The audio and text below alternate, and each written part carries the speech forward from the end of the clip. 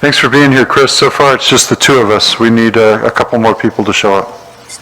I'm here. Nope. Oh, we have Katie's here. Great. Okay. Just waiting for one more then.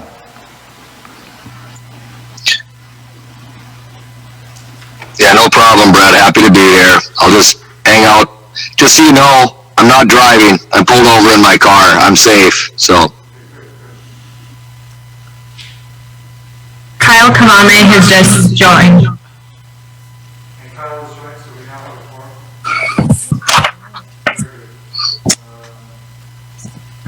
With that, let's pretend I just banged the gavel. This is the time and place for the Grand Forks Growth Fund Committee. We'll begin with roll call, please. Crary? Dockler? Here. Holf? Bami? Here. Weber? Here. Whitney? Wolf? Here. Very good. And with We have that, item number 2, so we have a quorum, authorize award of contracts, Tech Accelerator Fit-Up. Ms. Richards. Thank you, Mr. Weber. As we all know, the city and JDA was awarded an EDA grant to assist with fit-up of the Herald Building as a tech accelerator. On January 26th, we opened bids for that project. The overall budget was $3 million to cover, kind of all-inclusive, and as well as, the things that EDA covered and the things that they don't. Our bids came in very good. As you can see in your staff report, they totaled $1.464 million, and our construction budget was in the neighborhood of $2 million, so we have good news on that front. There were a few minor irregularities. I do want to point out that the electrical bid, the apparent low electrical bid, was withdrawn. If you look at the bid tabulation, you can see that there was an extremely large gap between the bid from Fusion Automation and the next low bidder, so they have requested that their bid be withdrawn. They did, of course, have a bid bond, but we recommend that that just be returned without penalty, since this did appear to just be an honest mistake. Other than that, the irregularities were very minor, and so we are requesting that you proceed with the recommendations outlined on the staff recommendation section to award general construction contract to Diversified, mechanical construction to CL Infoot, and electrical construction to North Valley Electrical Service. We do have Sean Seneschal here in the audience if anybody has any questions, and your staff report did include just some kind of renderings of, not that anything has changed in terms of the appearance of the Tech Accelerator yet, but we do have some renderings just to kind of remind you of what we're talking about. The other element is, quit moving around here, since the bids did come in so wonderfully low, we are working with EDA on how to take advantage of those good prices. While EDA won't let us expand the scope, we are able to kind of add back items that were perhaps scaled back to meet that budget. So we are looking at, enhancements to the HVAC system, perhaps a little bit more plumbing work and better fixtures in the restrooms. As EDA said, you can't go out and buy gold-plated fixtures, but they have no desire to take money away from the community and want us to have the best project we can. So in any case, any changes will come as change orders after these original contracts are awarded. So as I said, the request is to authorize proceeding with those contracts as I listed. And if you have any questions, Sean or I could certainly speak to those. Very good, thank you, and thank you for joining us, Mr. Seneschal. Any questions or comments from committee members? Hearing none, I'd be hoping for an offer. I'm sorry, go ahead. Yeah, just a quick question. Yeah, Please, Mr. Devami, yep. I think this is great. It's awesome that it came in under budget.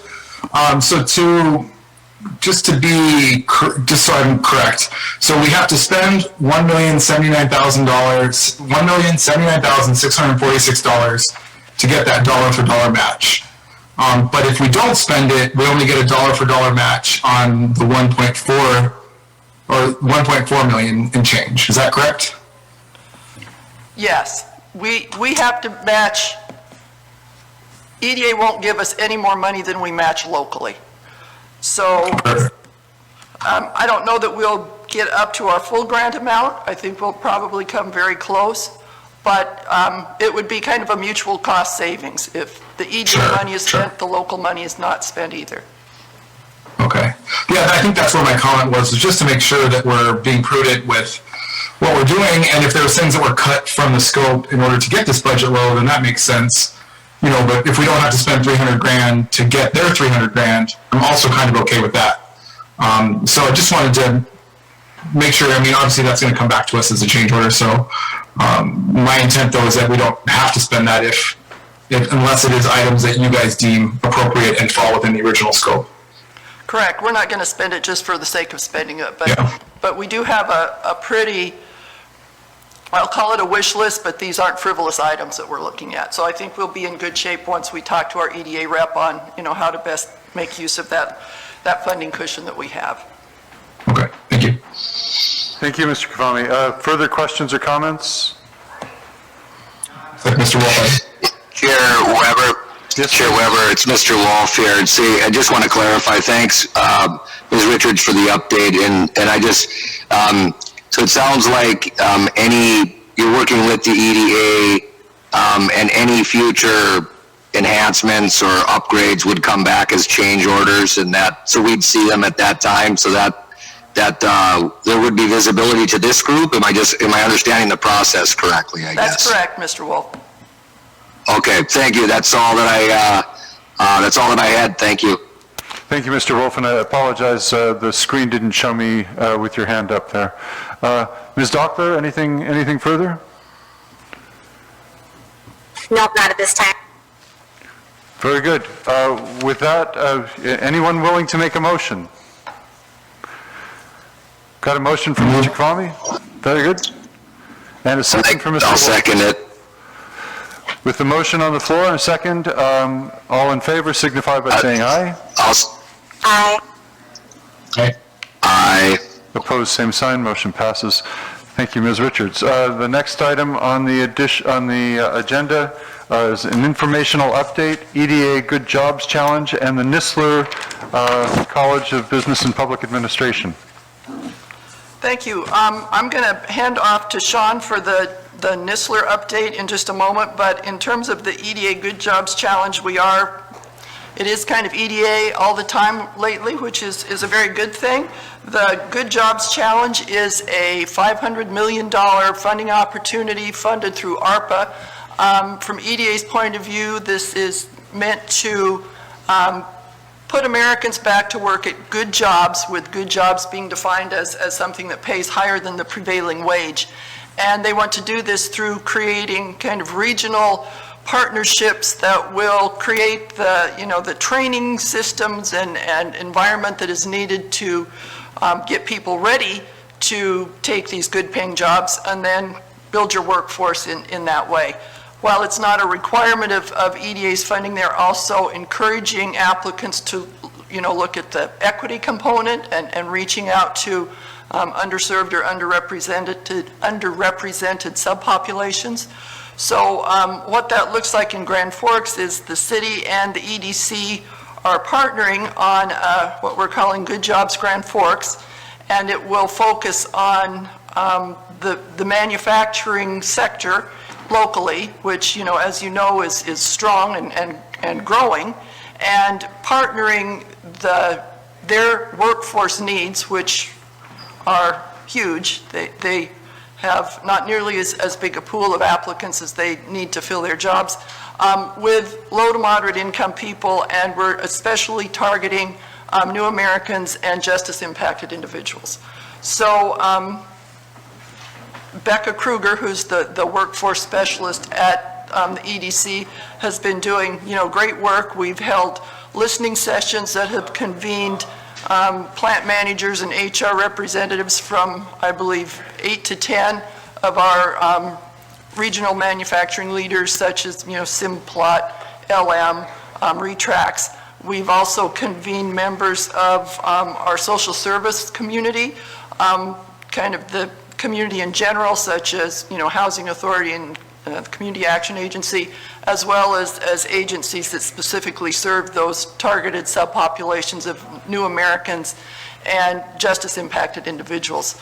So the approach is through working with this manufacturing sector, we will thoroughly assess their training needs. We will, working with Northland and others, put together the training programs that are needed, both the technical side and kind of those soft skills, just, readiness for employment training, and also provide the kind of wraparound services that have been identified as barriers to people either getting employment or maintaining employment.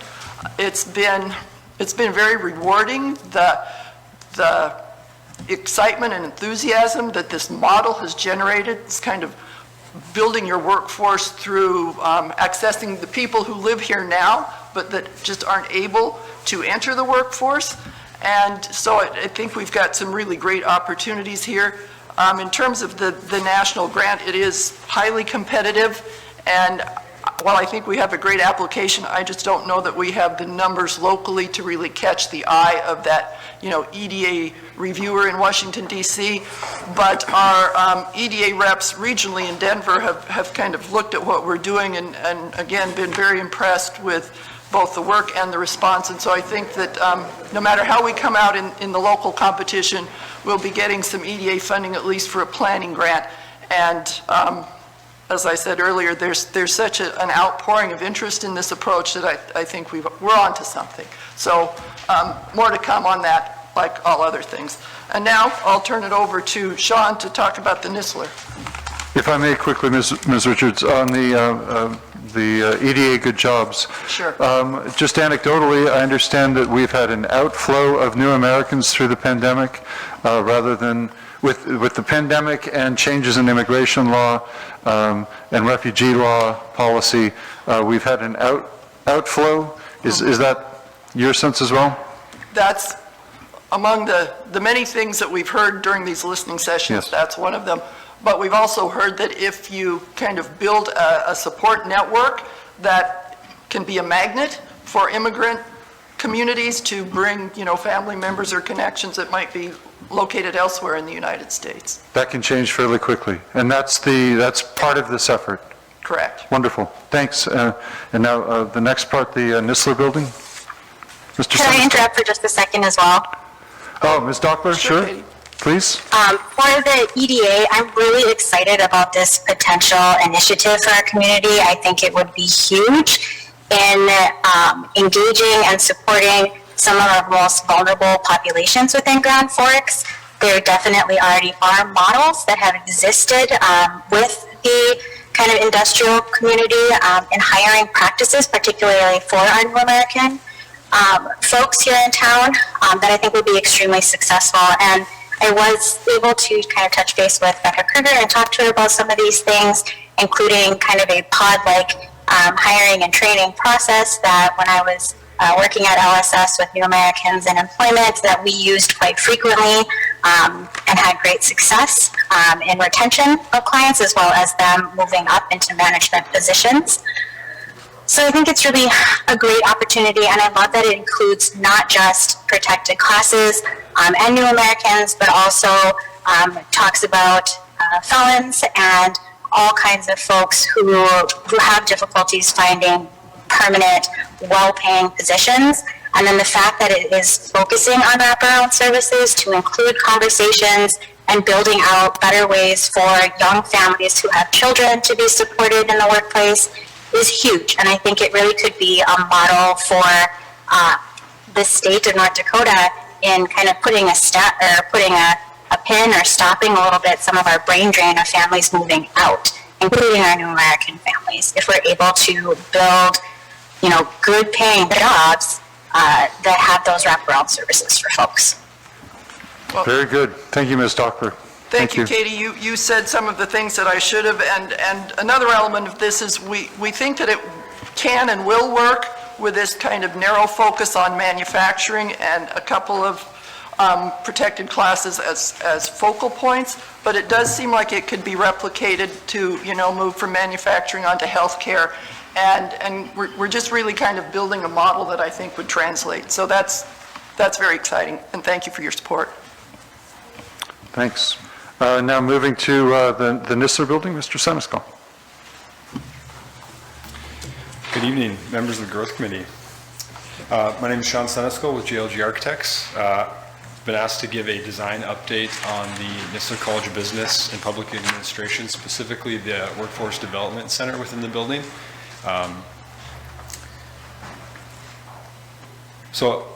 Page one of the packet that everyone has, I should say over the course of kind of 2021, we had a number of meetings with Mayor Boczynski and Todd Phelan and Tanji from Human Resources. Mr. Weber even sat in on one of those two, looking specifically at the workforce development space within the Nistler College of Business and Public Administration. So page one that you have here shows the first floor plan of the Nistler College. We'd like to first start out by showing you the location of that and then dive into some of the design details of the project. So the Workforce Development Center is located at a really highly accessible, highly visible location within the first floor of the Nistler College. It's at the corner of what I would call two of the more dynamic spaces within the project. So if you turn to page two, the first of those dynamic spaces is what we call the Grand Atrium. So the Grand Atrium connects the north entry to the south entry. It's the major spine that kind of runs through the middle of the building and connects a lot of the major spaces together. So at the corner of this Grand Atrium with the space that you see on page 3, which we call the Community Hub. The Community Hub is a large 4,000 square foot, we call it the living room of the project. It's a spot for students to get together with groups, faculty interactions. It's a really flexible space for interactions with students and faculty, and kind of a multi-purpose type of space. So at the corner of the Community Hub and the Grand Atrium space is the location of the Workforce Development Center. If you go to page 3, we're highlighting in green the specific location of that space. The Workforce Development Center itself, if you turn to page 4, is located within an area that we call the Student Engagement Hub. And quite simply what the Student Engagement Hub is a collection of different departments that are centralized in one area that allow for connectedness and collaboration to be had. And so when you look at the spaces within that Student Engagement Hub, the Academic Advisement Center, the Graduate Center, Pancratz Career Development Center, it's a lot of spaces that are going to attract a lot of students. You're going to get a lot of student foot traffic in the space for some high visibility to the Workforce Development Center. So if you turn to page page 6, we get into the space itself. So as I mentioned, we've had some meetings with the mayor and other representatives to talk about kind of the design of the project. The space itself is 450 square feet for the Workforce Development Center. On the east side of the plan, there is wall-to-wall glass to provide for a lot of visibility into that adjacent Student Engagement Hub space. So there's going to be a lot of great visibility and connectedness between this space and, like I mentioned, the Student Engagement Hub, but also the Community Hub and even views to the exterior as well. Great visibility, but the space itself is acoustically separate, so you don't have to worry about major noises or things of that nature from the other adjacent active spaces.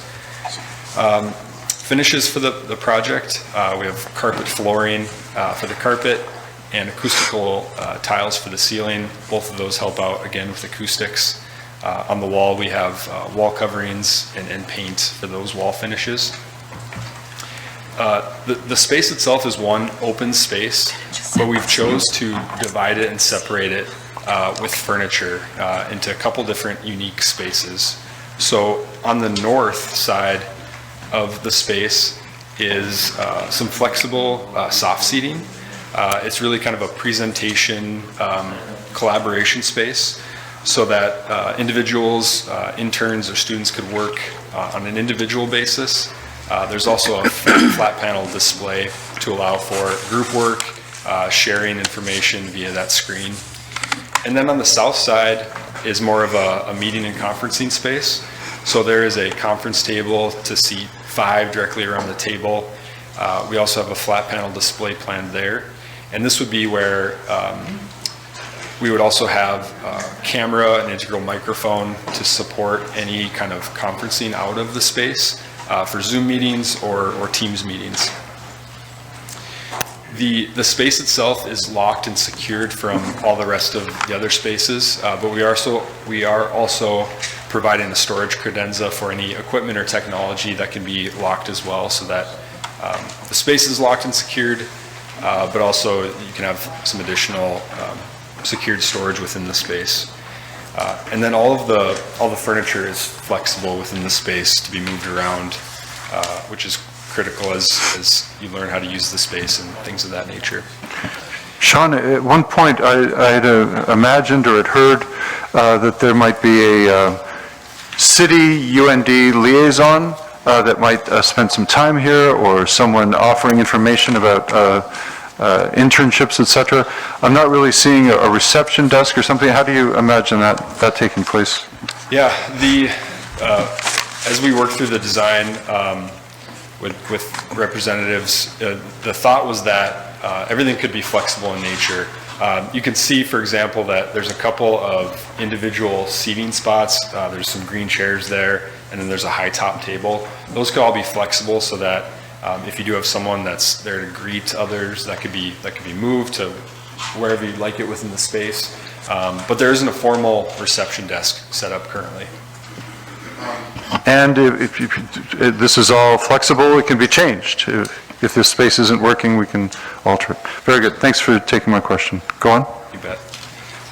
Page 7, if you turn to page 7, all of the donor recognition, all of the branding and signage for the donor spaces was designed by a third-party firm that was hired directly by UND.